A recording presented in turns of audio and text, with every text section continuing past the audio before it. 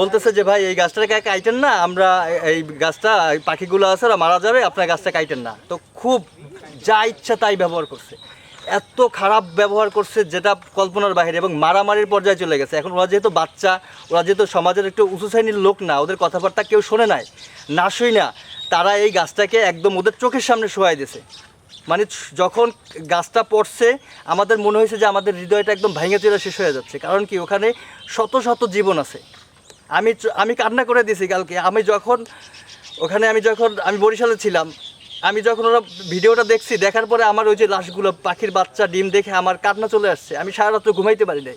200 পাখি 8+ আটকে ছিল এখানে, কিন্তু বাসা ছিল আপনার প্রায় 200 বাসা ছিল এখানে। পাখি অন্তত 400 পাখি হবে, ডিম বাচ্চা সহ অনেক পাখি ছিল। কিন্তু তারা কিছু পাখি তো মারা গেছে, আপনারা দেখছেনই। তারপর কিছু বাচ্চারা ধরে নিয়ে গেছে। এই যে পাখি বাচ্চা ডিম এগুলো যে মারা হয়েছে, এই ব্যাপারে আসলে তারা যে কাজটা করছে এগুলো খুব অন্যায় করছে পাখিদের সাথে। আমরা সুশীল সমাজ আমরা এটা বাধা দিয়েছিলাম, কিন্তু তারা এই বাধা উপেক্ষা করে তারা এই গাছ নামাই নিয়েছে কাটিয়া।